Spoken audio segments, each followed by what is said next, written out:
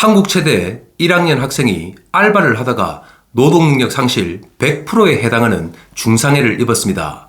그런데 강압적으로 일을 시킨 회사는 피해자의 피해 보상을 해주기 싫어 문을 닫고 도망을 가버렸죠.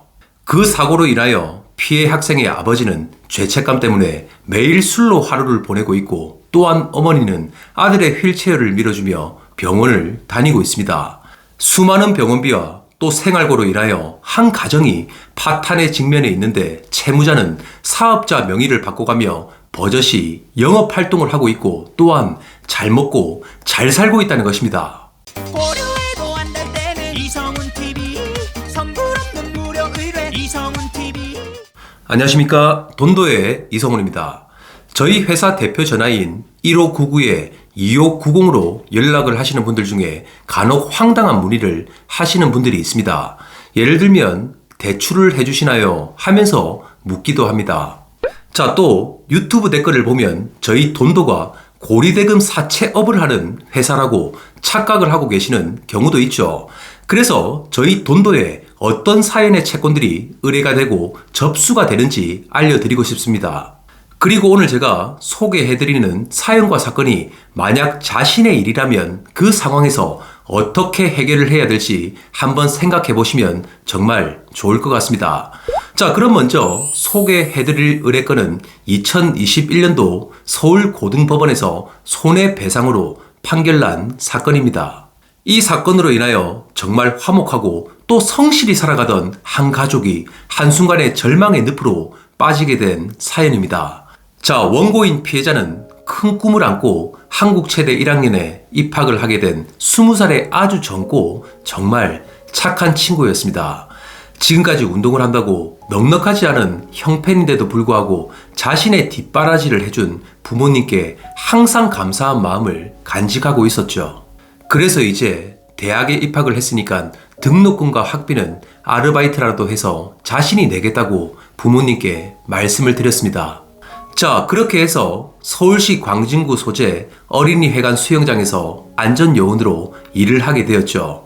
그 수영장의 관리 및 운영은 주식회사 한우리 땡땡이라는 회사가 하고 있었습니다. 일을 하러 간 수영장에는 먼저 일을 하고 있는 선배들이 있었죠. 자, 그런데 이 수영장은 예전부터 일을 하던 선배와 후배들 사이에 수직적인 관계와 엄청난 위계 질서가 존재했다는 것입니다. 만약 일을 잘 못하면 폭언과 폭행을 하고 단톡방에서는 왕따를 시켜버리곤 했죠. 또한 강제로 합숙을 시키는 등 그런 강압적인 분위기로 인하여 20살인 대학교 1학년 학생이 자신의 뜻대로 할 수 있는 것이 없었습니다. 자, 그런데 어느 날 그중 난폭하기로 소문난 최고참 선배가 높은 다이빙대에서 다이빙을 해보라고 강요를 한 것입니다. 그것도 수심 1.2m밖에 되지 않는 얕은 물인데 뒤에서부터 달려와 슈퍼맨 자세로 다이빙을 하도록 지시를 한 거죠. 정말 무서웠지만 그런 강압적인 분위기에서 하기 싫다는 말은 감히 상상도 할 수 없었습니다. 그렇게 다이빙을 하다가 수영장 바닥에 머리가 부딪히는 큰 사고가 일어난 거죠. 자, 그로 인하여 경추 5, 6번 골절, 경부 척추 손상, 강직성 사지마비 등 노동능력 상실률 100%에 해당하는 중상해를 입은 것입니다. 한국 최대에 입학할 정도로 건강하고 또 효심 깊은 젊은 친구의 한 인생이 처참하게 무너지는 순간이었습니다. 그 후 피해자의 가족들은 병원비와 일실 수입 또 개업비 등으로 10억 이상을 청구했지만 법원은 5억 정도의 손해만을 인정했고 그 수영장을 운영하는 회사에게 배상을 하라고 판결을 했습니다. 그 사고가 일어난 후에 학생의 아버지는 죄책감으로 인해서 매일 술로 하루를 보내게 됐죠. 그리고 피해를 입은 학생의 어머니는 아들의 휠체어를 끌어주면서 아무 일도 하지 못한 채 병원비와 생계마저 걱정을 해야 되는 상황을 맞이한 것입니다. 도저히 방법이 없었던 피해자의 어머니는 법원의 판결문을 가지고 그 회사를 찾아갔죠. 그런데 그 회사를 찾아가니 문은 이미 오래전에 닫혀 있었고 벌써 종적을 감춘 상태였습니다. 이제 더 이상 어떤 방법을 찾을 수가 없었던 피해자의 어머님이 저희 돈도로 찾아와 눈물을 흘리고 그간 사정을 말씀을 하시면서 의뢰를 한 것입니다. 자, 그런데 접수를 하고 나서 조사를 해보니까 그 법인의 대표이사는 다른 사람의 명의로 또 다른 곳에서 스포츠센터와 클럽을 운영하고 있는 것이었죠. 두 번째로 소개해드리는 이 건도 얼마 전 접수된 폭행 피해 관련 손해배상건입니다. 창원시 성산구 노상에서 발생한 사건이죠. 이 사건은 피해자가 길을 가다가 터무니없게도 가해자를 째려본다는 이유로 집단 폭행을 당했습니다. 제가 피해자인 채권자에게 물어보니 직장 사람들과 기분 좋게 밥을 먹고 집에 가는 길이었다고 합니다. 그리고 폭행 가해자를 쳐다보지도 않았고 그냥 앞만 보고 가고 있었다고 했죠.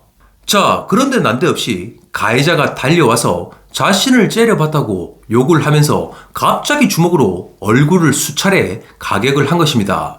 그런 상황에서 피해자가 도망을 가려고 저항을 하자 옆에 있던 가해자의 친구까지 합세를 하여 추가로 폭행을 한 것이죠. 그것도 피해자를 아예 바닥에 눕혀서 밟아버리고 또 옆에 있던 물건까지 집어던지는 등 막무가내로 사람을 죽일 듯이 때렸던 것입니다. 자, 그렇게 피해자는 이빨이 부러지고 또 골절 등의 상해로 몇 달간 입원이 필요할 만큼 큰 상해를 입게 되었죠. 피해자는 회사에도 출근하지 못하고 수많은 병원 비용까지 들어가게 되었습니다. 그 후에 법원을 통하여 소송을 해서 판결을 받았지만 집단으로 폭행한 가해자들은 단 한 푼의 피해 보상도 하지 않았습니다. 피해자인 채권자는 추심을 해서라도 피해 금액을 받고 싶었지만 더 이상 그놈들을 만나기도 싫었고 또한 두렵기도 했죠. 그래서 피해 복구를 위해 저희 돈도에 의뢰를 한 것입니다. 그런데 서류를 보니 그 가해자 두 놈은 피해자인 채권자 부부보다 나이도 한참 어렸죠. 그런 상황에서 가해자인 채무자에게 연락을 해서 피해를 보상하라고 하니까 이렇게 말을 하더군요. 피해자가 맞을 짓을 했으니까 때린 거다라면서 그냥 법대로 알아서 하라는 식이었습니다. 여러분은 만약 이런 상황이라고 하면 어떻게 해결하는 것이 좋을까요? 자, 마지막 사연은 서울시 동작구에 있는 한 아파트에서 일어난 사건입니다. 피해자인 여성분은 9동에 그리고 가해자 남성은 바로 옆동인 8동에 살고 있었죠. 피해자는 20대 중반의 젊은 여성분이었습니다. 오랜만에 친구들과 만나서 술을 한잔하고 집으로 귀가를 하는 길이었죠.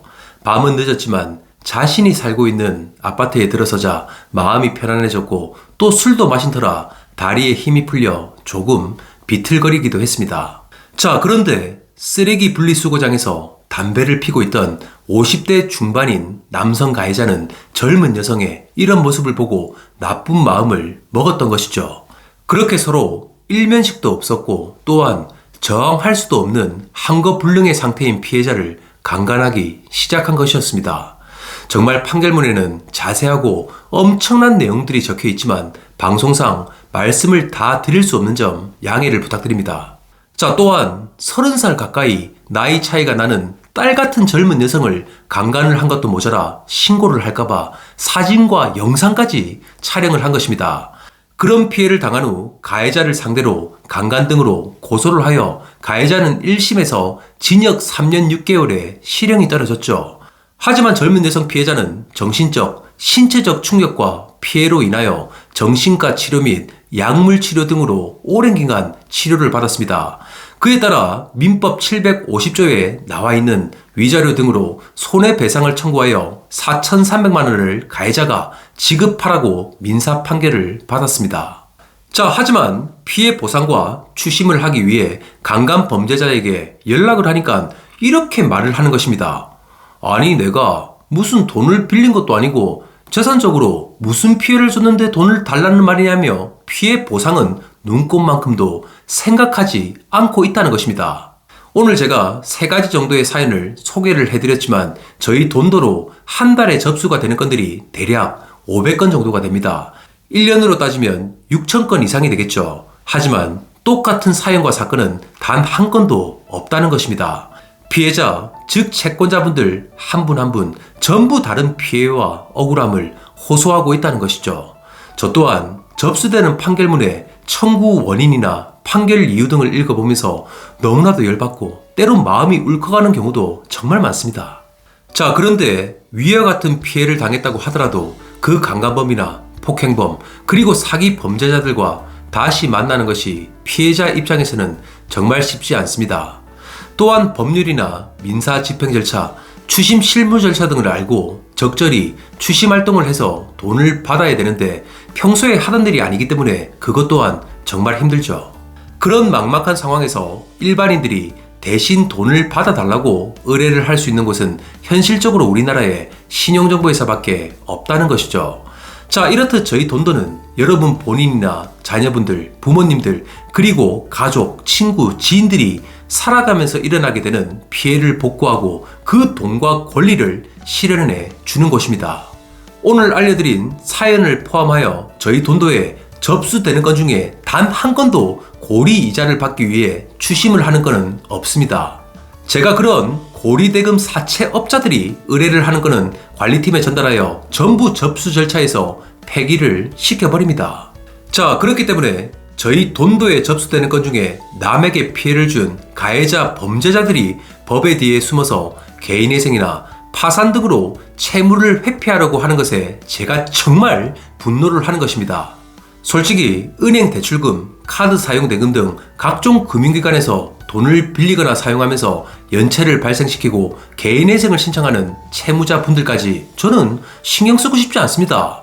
또한 우리 주변에 불운하게도 또 어쩔 수 없이 어려운 상황을 맞이한 채무자분들은 도움을 드리는 것이 맞다고 항상 말씀을 드립니다.